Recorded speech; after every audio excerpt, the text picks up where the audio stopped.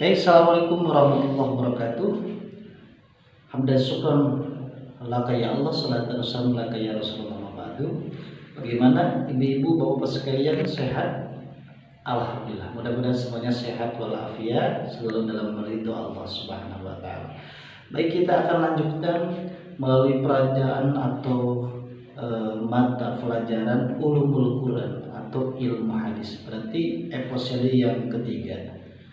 Dalam episode yang ketiga ini kita akan membahas tentang bagaimana melihat kehujahan suatu hadis.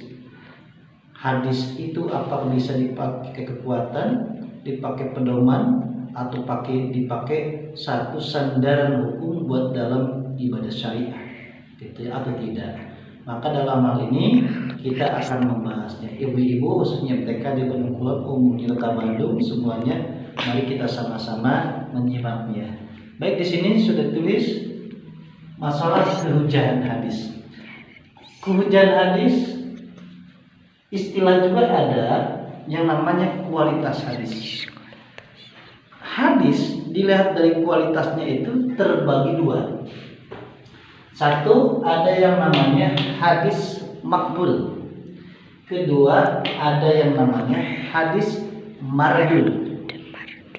Jadi satu ada hadis makbul, kedua ada hadis mardud. Ini dari namanya juga kita sering mengenal. Tapi kita coba akan kembangkan. Pertama adalah hadis yang makbul. Menurut ahli muhaddisin, menurut lughah, makbul itu artinya adalah musaddikun atau ma'khudun. Musaddikun atau ma'khudun artinya yang bisa diambil atau yang dibenarkan. Kalau bahasa kitanya diterima, gitu ya. Ada hadis yang bisa diterima, gitu ya. Ini namanya hadis makbul. Nah, istilah ahli hadis mengatakan madalla dalilun ala rajhani subutihi. Madalla dalilun ala rajhani subutihi. Yang ditunjuki oleh suatu keterangan bahwa Nabi Shallallahu Alaihi Wasallam ada menyabdakannya, yakni adanya lebih berat tidak adanya. Jadi meyakini hadis makbul ini bahwa Nabi Muhammad SAW pernah bersabda. Itu baru garis besarnya. Nah, yang kedua, ada yang namanya secara kualitas hadis itu namanya hadis mardud. Bahasa kita semua biar gampang gitu ya, ibu bapak hadirin semuanya dan pecinta ilmu hadis. Yang kedua adalah hadis mardud. Mardud secara lughawi ditolak, tidak diterima. Sebaliknya daripada makbul, mahfudun, la mahfudun. Laisa mahfudun artinya tidak bisa diterima, artinya hadis kualitasnya ditolak. Nah, menurut ilmu ahli hadis, hadis mardud itu adalah malam yadullu dalilun ala rajhani subutihi wala adami subutihi bal yatasawi amalani fihi. Artinya, sesuatu hadis yang tidak ditunjuki oleh sesuatu keterangan atas beratnya dan tiada ditunjuki atas beratnya ketiadaan keterangan. Artinya tidak ada penjelasan keterangan yang lebih menopang pada suatu hadis tersebut. Maka hadis ini kualitasnya disebut mardud atau ditolak. Kesimpulannya ibu-ibu bapak sekalian, hadis makbul kualitasnya ini artinya bisa dipakai pedoman atau hujah. Kedua, bisa dipakai panduan pengamalan dalam syariat. Yang ketiga, bisa dipakai alat istinbat dan dipakai bayan atau penjelasan terhadap apa? Terhadap Al-Quran. Al-Quran dijelaskan lagi. Baik, kita lanjutkan ibu-ibu bapak sekalian, khususnya TKD Bandung, Kota Bandung, semuanya mudah-mudahan bermanfaat. Kembali ya, bisa disimpulkan secara kualitas hadis. Hadis terbagi dua, ada hadis makbul, ada hadis mardud.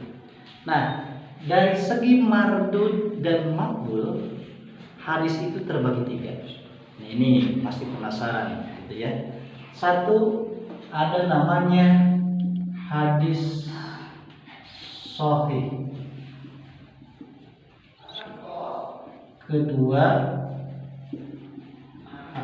hadis hasan. 3, hadis dhaif.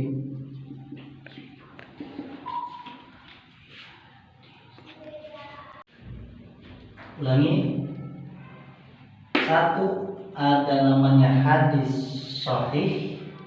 Kedua, ada hadis hasan, ini sahih. Kedua, ada hadis hasan. Ketiga, namanya dhaif. Jadi dari segi makbul dan mardud, hadis itu terbagi 3. 1, ada namanya hadis sahih. 2, hadis hasan. Ketiga, hadis dhaif. Mudah-mudahan ini bisa diselesaikan di episode ini. Nah, pertama kita akan mengenal hadis termasuk hadis sahih atau bisa dijadikan hadis itu sahih atau akan dilihat kesahihannya apabila ini ada syaratnya. Dari mana kita akan menyimak bagaimana ta'rif menurut ilmu hadis. Ulama ilmu hadis mengatakan hadis sahih itu adalah mana qalahu adlun tam dokti mutassilus sanad ghairu mu'allalin wala syadid. Jadi ulangi, mana qalahu adlun tam dokti mutassilus sanadi ghairu mu'allalin wala syadid. Jadi perkara yang memang disampaikan dengan rawinya adil, kemudian rawinya sempurna ingatannya atau dobit, tidak pelupa gitu ya. Yang ketiga yaitu sanadnya bersambung, matanya marfu. Yang keempat tidak ada ilat. Yang kelima tidak janggal syad. Ini menurut takrif ini hadis sahih itu adalah yang pertama rawinya adil, kedua rawinya sempurna ingatannya, tidak pelupa, gitu ya. 3, sanadnya bersambung, matanya marfu, kemudian tidak ada illat. 5, tidak ada janggal atau tidak syad. Nah, ini yang dikatakan hadis sahih. Nanti dalam episode yang selanjutnya kita akan bahas bagaimana yang namanya rawinya adil, kemudian rawinya sempurna ingatannya, gitu ya. Kemudian sanadnya bersambung, gitu ya. Yang disebut penyampaiannya mutawatir, baik penyampaian sanadnya atau matanya, tidak ada ilat, kemudian tidak janggal syad. Maka bisa disebutkan dalam episode yang ketiga ini kualitas hujan hadis atau kualitas hadis terbagi 2. 1, hadis makbul, kedua hadis mardud. Makbul diterima, mardud ditolak, artinya tidak. Nah, dari segi pembagian hadis makbul dan mardud, hadis dibagi 3. 1, hadis sahih, kedua hadis hasan, ketiga hadis dhaif. Ini baru sekilas apa yang disebut hadis sahih atau syarat-syaratnya. Pertama, rawinya adil, kemudian rawinya sempurna ingatannya, tidak pelupa, kemudian sanadnya bersambung, gitu ya, matanya marfu, kemudian tidak ada ilat. Yang kelimanya yaitu tidak janggal, tidak syad.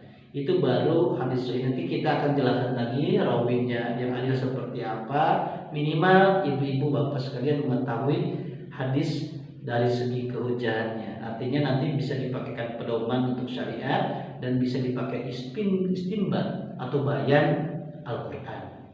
Terima kasih. Nanti lanjutkan kembali di episode selanjutnya.